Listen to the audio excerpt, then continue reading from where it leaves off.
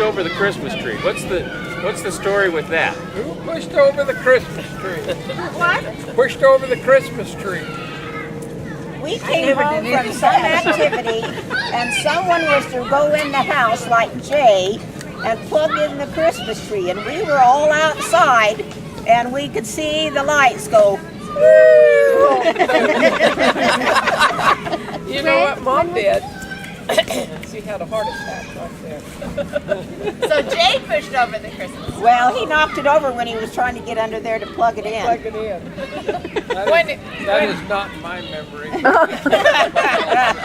That's what you'll find is people will attribute certain things to you and you realize it was somebody else. Because I can remember seeing the tree tip over, but how could I see it? It must have been Dad. You were underneath. Do you remember seeing it through the window? But the tree but the tree had a little base, you know how they are, and it was a giant tree, so if you tipped it just any, it would easily tip over, and it was full of icicles. In those days, the icicles were made out of strips of lead and tinfoil, so they were pretty heavy, so the tree was pretty heavy. And of course, our house was all decorated up. We had a Santa Claus that was 8 foot tall.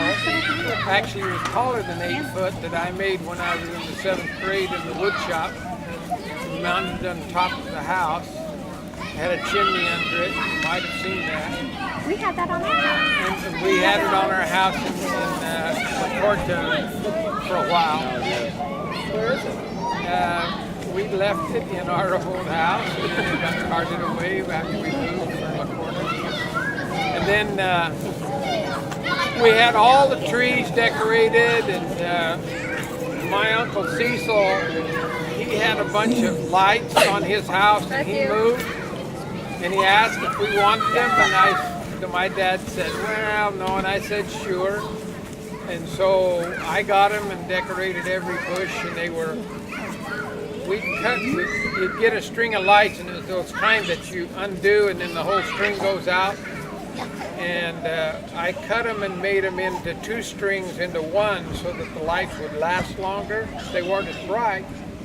And we decorated every tree there was in the yard, and we got a big award one year for. And we spent every night trying to find the bulb that went out for hours. Because they are called series lights. Yeah, series lights. You know, Jay had another little. He had a fetish about Christmas tree, but he also had a fetish about light sockets. And he took a screwdriver one time and stuck it in the light socket. How old was he? Stuck his hair right up on his head. He yelled, and the lights went out in the house. How old Do you was remember that? I guess he was maybe 3. I don't know. Old enough to stick a screwdriver in that little hole. Well, I don't know, Glenn was in 6th grade. Oh, I remember Glenn was stuck a knife in there, and he was in 6th grade, so they could have been 13. Burn the tip off the knife.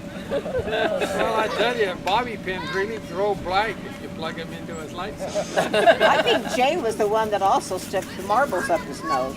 Or crayons. Crayons. It was crayons. It was crayons, that's right.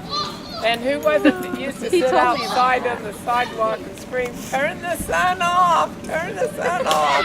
Is that you? Not me. There was one of you. You were Irish.